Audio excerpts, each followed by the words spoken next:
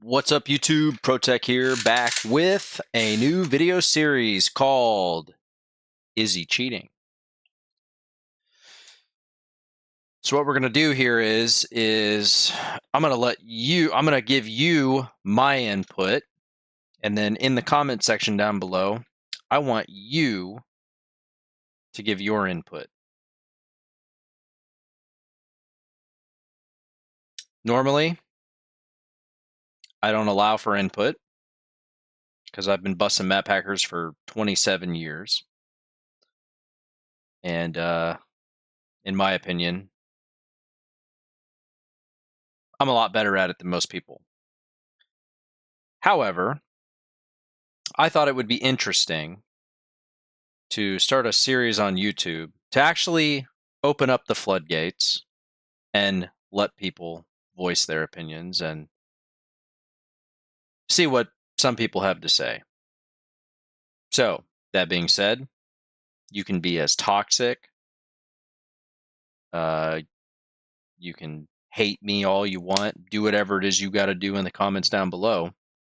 But what I will say is if you do not want your comment to get moderated, you 100% need to stay on topic. Okay? So, counter argue any point that I make, whatever. And without further ado, let's get into the first replay.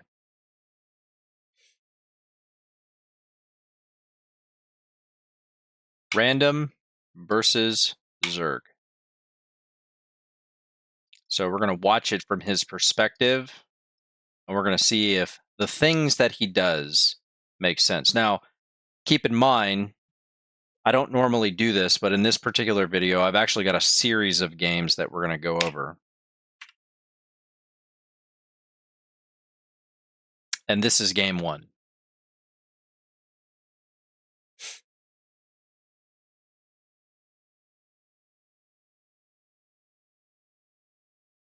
So if you were paying attention, you will have heard me say that it's random versus Zerg, right? He picked Zerg, I'm playing random.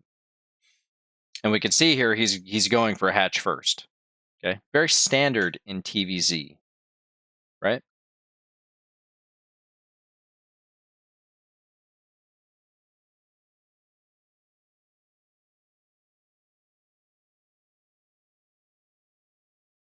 He's also rallying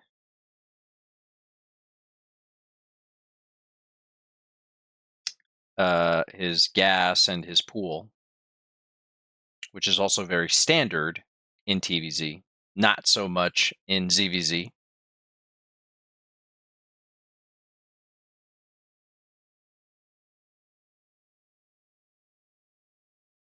So, like I mentioned before in the introduction, the introductory of this video, I'm basically just going to be spitting out what I think, and then you are going to counter me or give your opinion in the comments down below.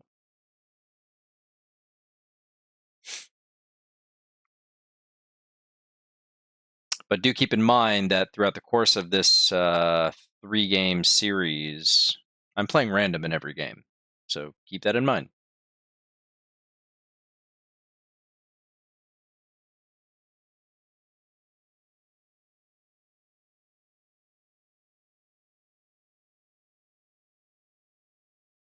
So he scouts the natural there. Sees a Reaper across the map.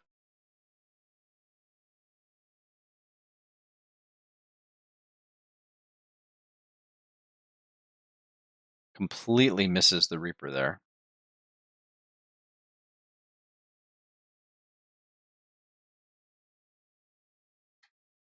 Thought that it was going to the left side.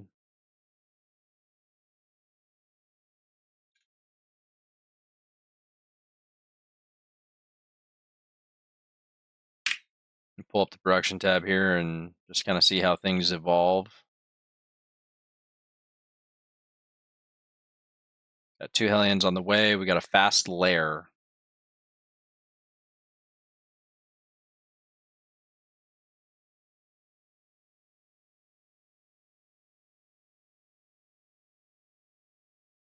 So if we look at the production tab, we can see that there is a second factory in production and there is a tech lab there, right? Now, what I find a little strange is that normally Zerg players will park their overlords on the pervert pillar. But if your opponent has gone for two factory with a tech lab, there's a good chance that that player is going to be going for a cyclone, right? So I do find it a little odd that he isn't trying to gain as much information as he should be able to.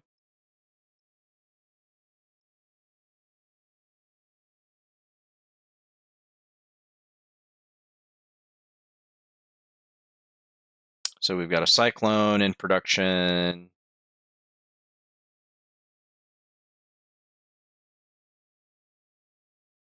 And if we look at the strat that he's going, this strategy is incredibly good against how I'm playing this. It's actually very good.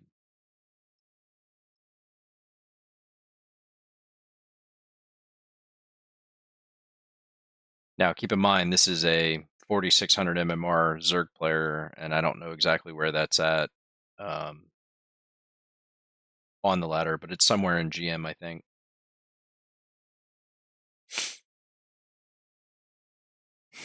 And, just kind of odd the way that he's playing this out, right? It's not really typical what you would see.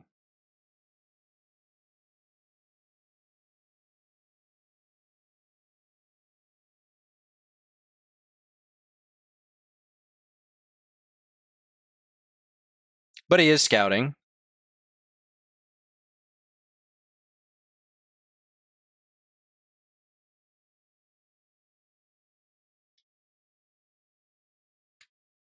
He is getting all of the information that he needs, I suppose, to make these decisions. And then, of course, seeing the racks flying there.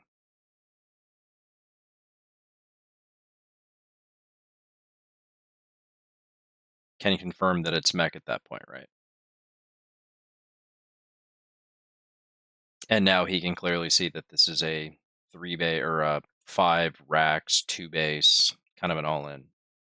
But his build is insanely good against this, even though he's only just now getting the information about it. And the reason that this is good is because when you go for the 5 factory like this, it takes a little while to get your cyclone production up. And there's a very good timing that you can hit with this particular build.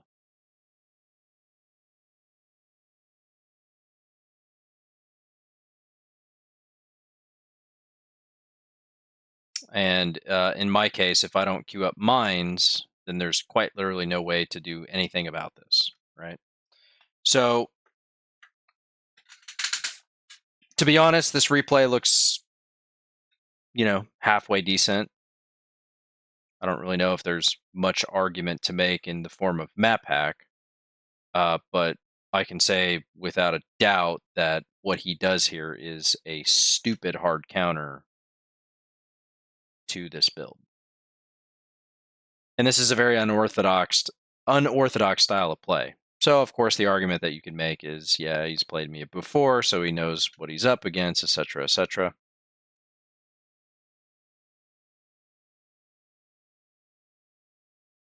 But the point is that this is a very, very, very hard counter to something that he scouted rather late.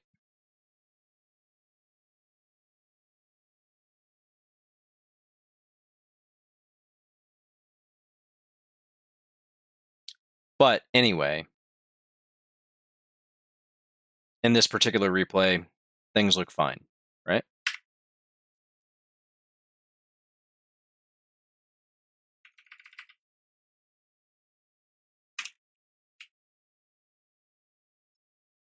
Okay, so my troops are moving out. His troops here are moving out.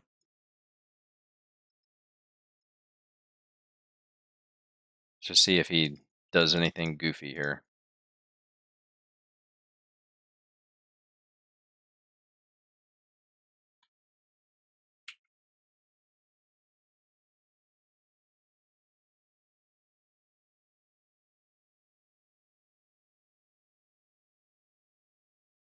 Stops his army here for some reason.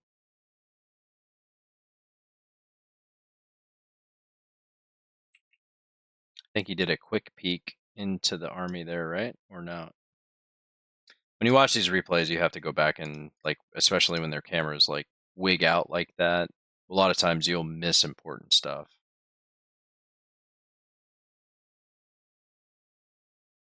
This play right here is in my opinion very, very weird, where he just changes the trajectory of what he's doing, and it just happens to be that my army is this way, right? This is weird to me.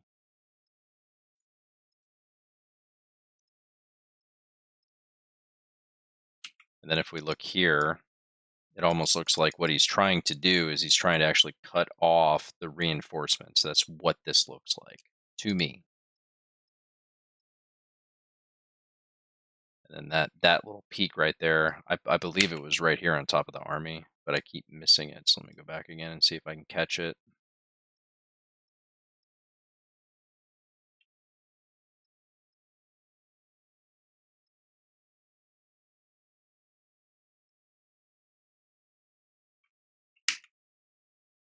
So he's peaking here, which is relatively close to the army. Peaking here.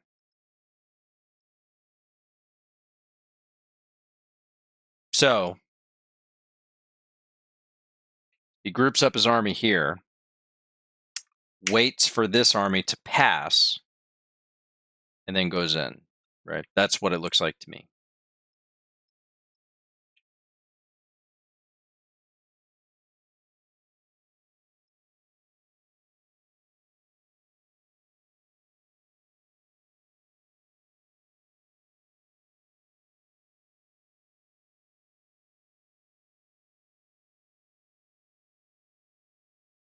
But that's all I've got. Pretty much all I've got here.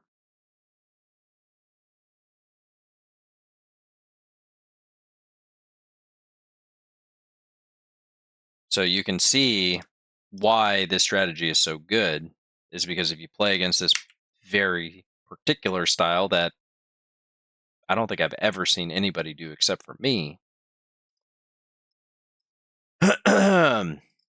this can be really good, right? So anyway, in conclusion, for the first game, I think red flags are raised. I don't think there's any like super conclusive proof or super conclusive evidence in this replay of cheating, but I do think that there are some arguments that you could make.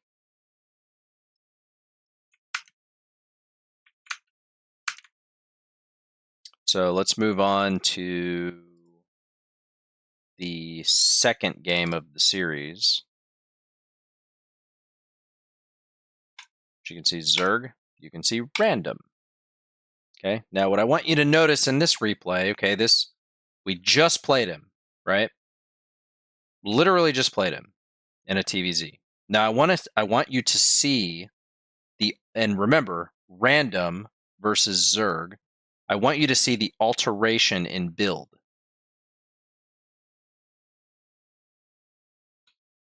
Coming from our Zerg player here.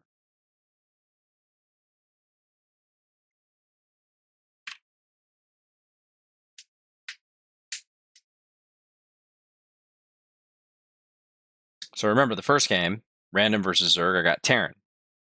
In the second game, this is now a ZVZ.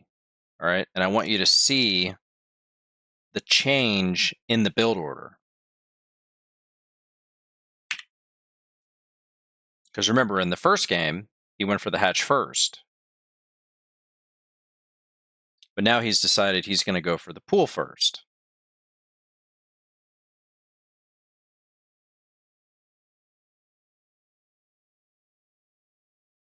which is very strange. I think most Zerg players are not actually going to do this. And essentially what this build is designed for ZVZ.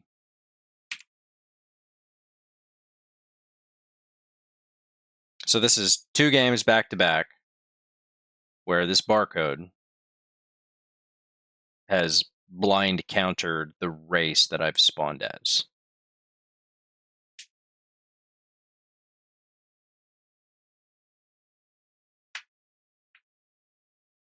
Very, very much so a ZVZ build.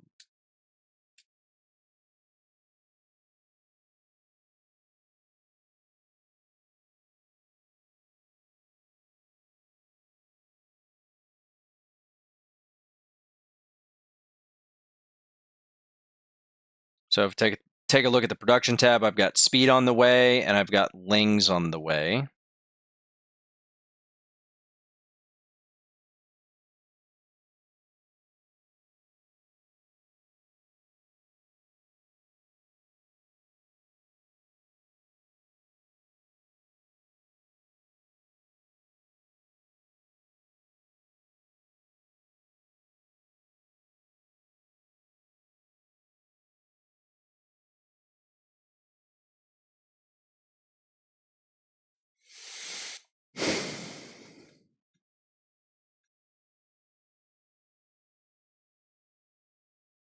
And he pokes in and scouts.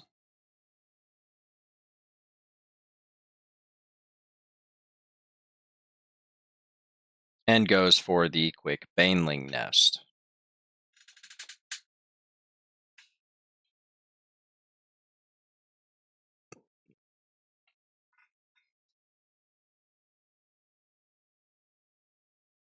Which is an Omega hard counter to my build. But he did poke in with his lings. He saw the lings. And you could see he was making a decision whether he was going to build the Bane nest or if he was going to get the speed. He opted for the Bane nest, which was the right choice.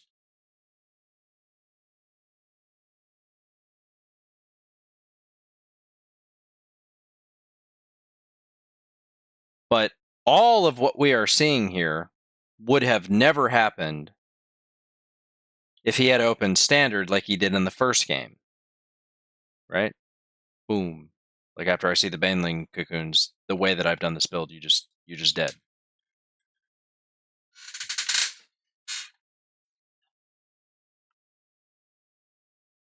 So I find it a little strange that in the second game, we see him going for pool, hatch, gas, and everything that happened in this game was in his favor from start to finish.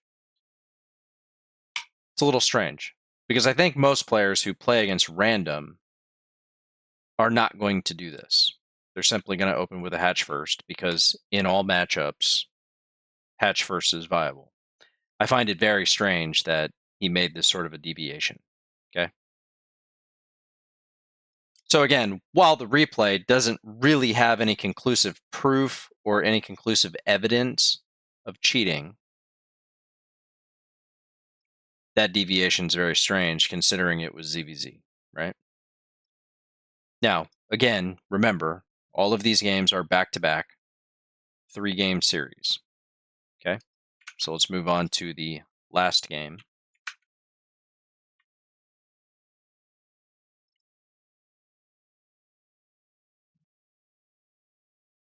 Random Zerg.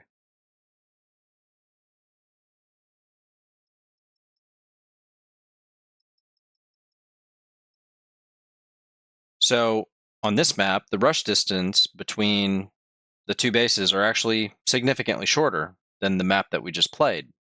And so if the argument that we wanted to make here for our barcode buddy is that, he just wanted to be safe, well, then you would have seen the exact same thing in this replay, right? But no, what we're seeing is a hatch first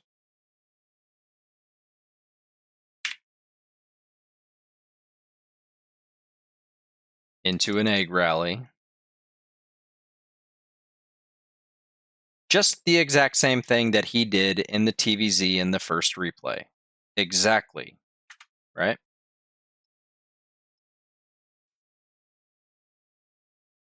So the question is how is this guy getting the right matchup, the right build order as per the matchup when he's playing against a random player? How is this happening? Who knows? I'll leave that up for you to decide. Is there an element of luck? Sure. But over 3 games? Getting the right build order 3 times in a row? Not sure I agree with that.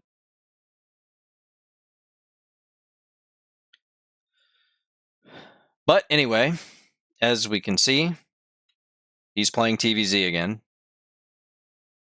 Who knows why?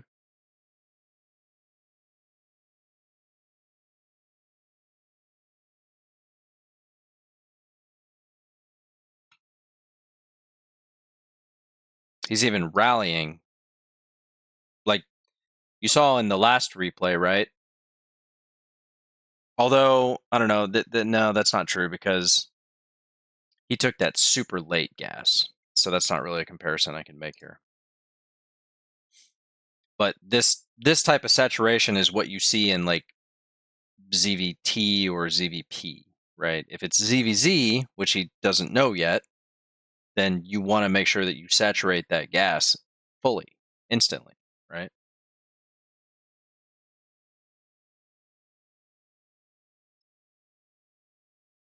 So even before he has seen a Reaper or before he's seen, a hatch or anything, right? It's very obvious to me that he's playing the exact same way that he played in the first game, which would tell me that over a 3-game series, looking at the build orders, either one, he's getting super lucky, which I suppose is possible.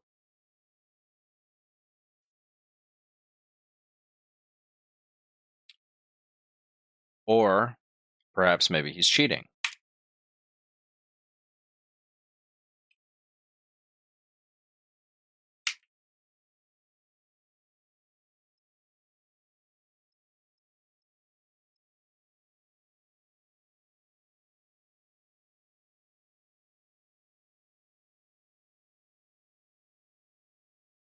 I leave that up to you to decide.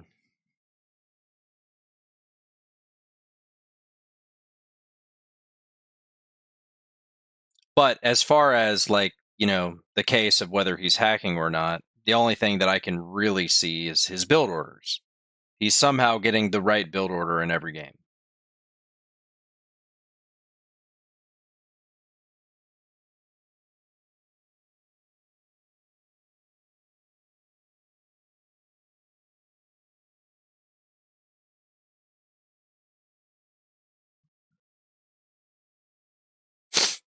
And of course, he's going to be doing the same thing that he did in the first game, right? Because it worked quite well. However, there's a bit of a deviation that I want to point out. And by the way, that was not cheating. He saw the Reaper in the fog. You watch the replays too fast. That looks shady. It's not.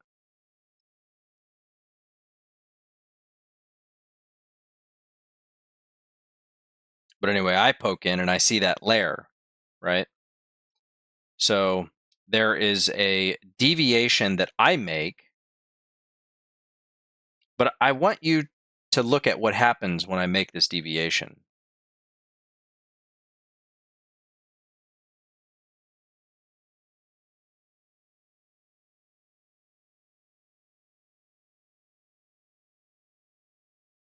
Okay, so here he runs this away. This is what you normally see, right? You normally see them chilling at the pervert pillar. Well, the justification for him to run this Overlord now would be the fact that, well, you're doing the same build. There's your racks, right? Makes perfect sense. The way that this game is shaping up is exactly like the first game. Here's the spire. There are the gases. extra queens, lings.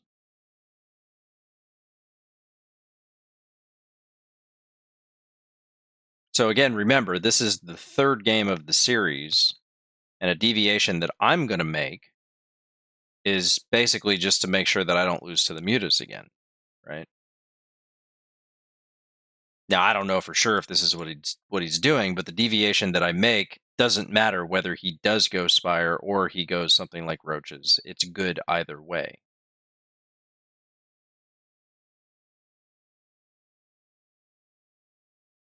So there's the third base.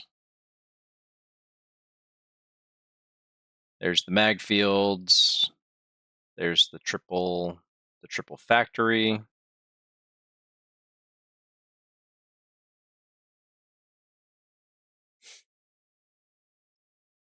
So I don't really think much happens here. Fast forward a little bit.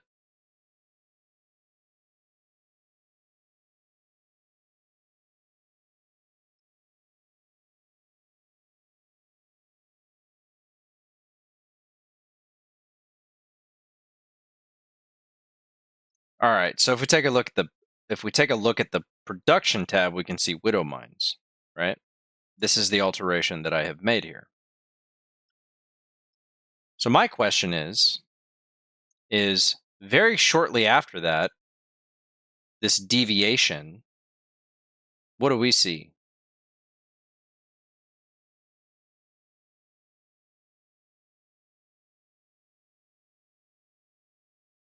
We see a roach warren. Now remember, this did not happen in the first game. So my question is, between getting the right build order in 3 back-to-back consecutive games and then countering the adjustment that I've made without scouting, okay, because that's a roach warren. My question is he using production tab hack or is he simply getting lucky?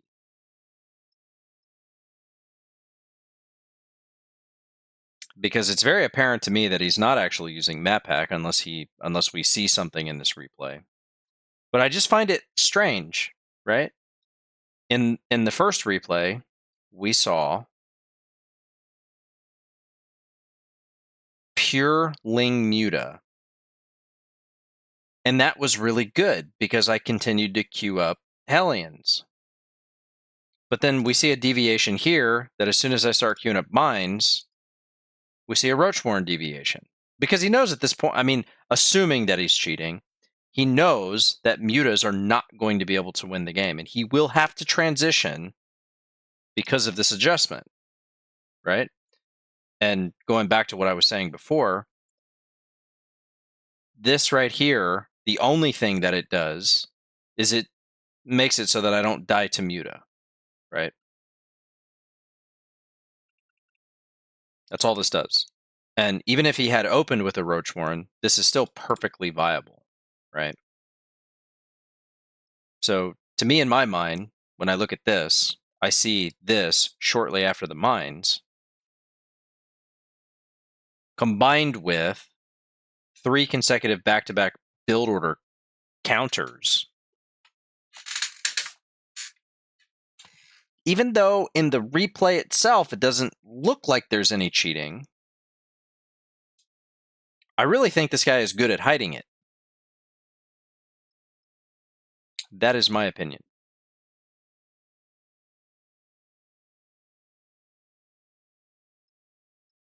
But anyway, we can see there's no vision on the map whatsoever. Okay, he's got an overseer down here. We have widow mines in place. We've got mutas coming out, and then I just thought that this roach worm was very strange, right?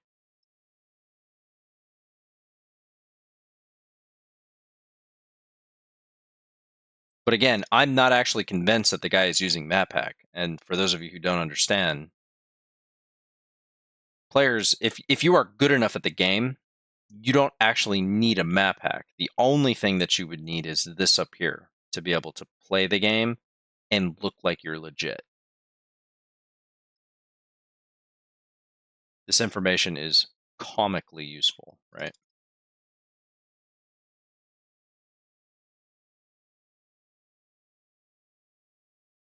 So when I watch this player, he doesn't really look like he's cheating, right? But you have to start asking the question, like, how is it that you're getting the right build order 3 games in a row, and then you're adjusting to your opponent's adjustment by going for the Roach Warren when in the first game you didn't do that, and he hasn't scouted it. So is he just assuming that I went for the mines? Not sure why he would deviate like that, because if he continues to play in the same way that he did in the first game, the Widow Mine absolutely demolishes this play. You know what I mean? There's no way that he would be able to win in the same way in the first game. And that's genuinely why I believe there is this Roach Warren. And I do genuinely believe that it's because of the production tab that he has open in game, which is why he did that. That's what I think.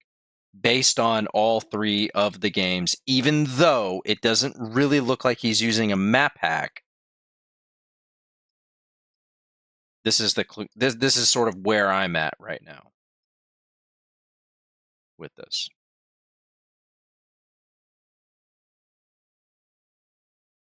And of course, my army is completely out of position, and he gets a bunch of free workers.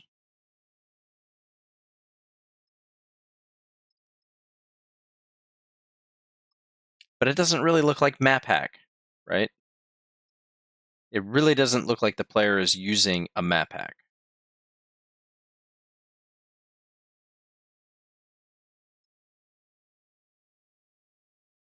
So anyway, as we can see, we've got Infernal Pre-Igniter, more Widow Mines under production, and we see the roaches.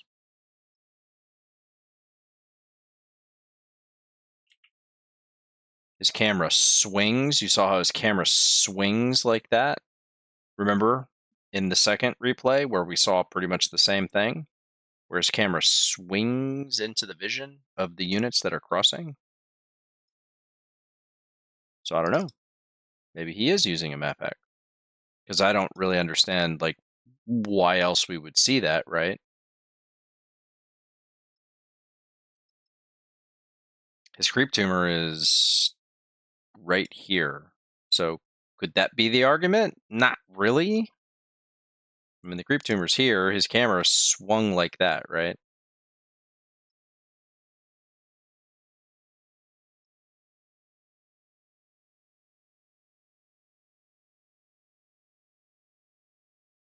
See if we can catch that again.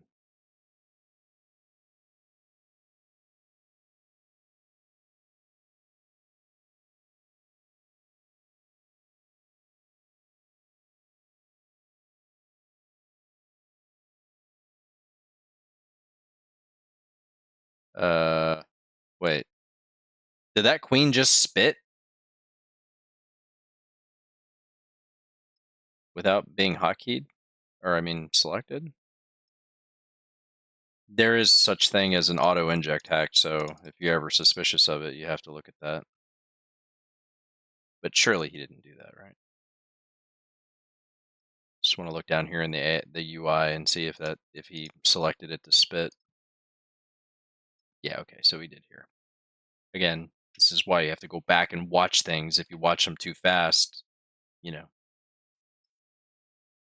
perfectly legit. So right there, so his camera swings up and around like that, which is right over top of the Hellions, right? So, I mean, honestly, I suppose he got lucky there, but you got to remember this is the second time that he's done that in a 3-game series.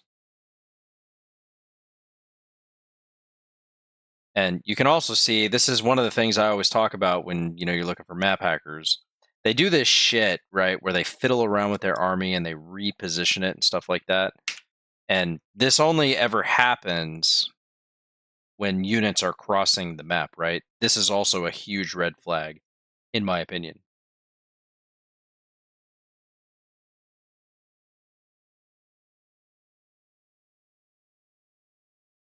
Now, here's the camera swinging for what?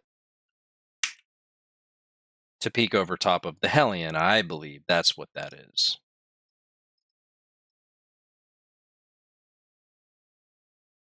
And then, of course, now we can see here, okay, now things are starting to get a little more obvious, right?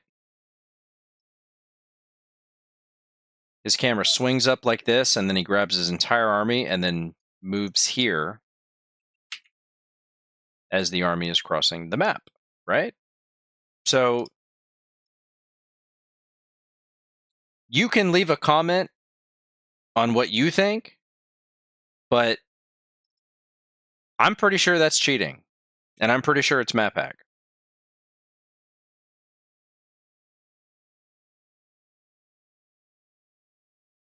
Now, we've been analyzing this for the past 36 minutes.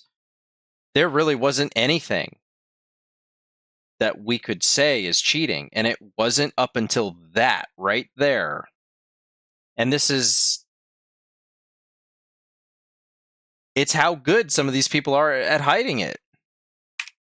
There really is no argument to make at that point, in my opinion. You can leave a comment below and you can share your opinion, but no. That is, in my opinion, that is map hack.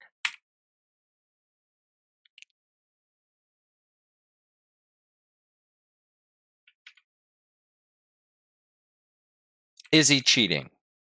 In my opinion, that confirms it. Based on getting build order countered 3 games in a row, based on swinging into the fog and then moving his army like he knew it was there.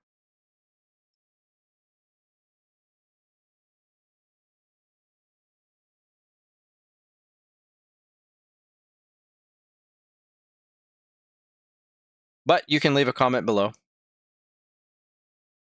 Let me know what you think.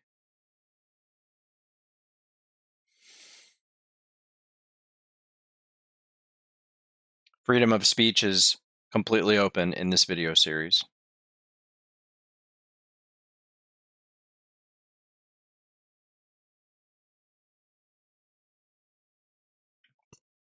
And also based on after I had queued up the Widow Mines, he made the Roachmorn deviation. I mean, doesn't it all just scream map hack? Seems like it to me.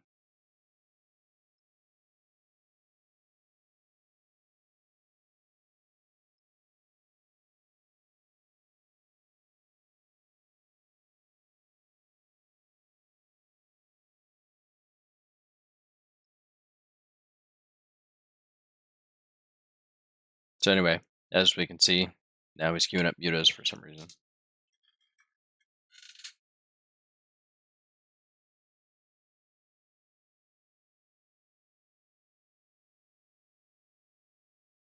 So like I say, I mean, you can go either mines or you can go Hellions with this build. I mean, it works out fine. It's probably better to open with mines just so that you don't instantly die to a build like this, where he goes for the mutas.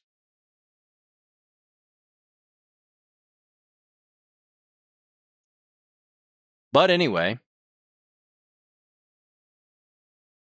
I do end up winning this game or whatever. So let me know what you think. I think I did my best at over analyzing this series of games. And I've given you my opinion, what I think. I'm curious to know what you think. And that's what this video series is going to be about. When I run into players on the ladder who I think are cheating, I want to have an open discussion with the YouTubers about what you think, which is not something I've ever done before. So the floodgates are open. The comments are going to be nasty. But freedom of speech is open for you right now. Now, remember, like I said in the introduction, you need to keep it on topic. Okay. If you do not keep this on topic, I will moderate your comment. Keep it on topic. But anyway, let me know what you think. Is he cheating? Peace out.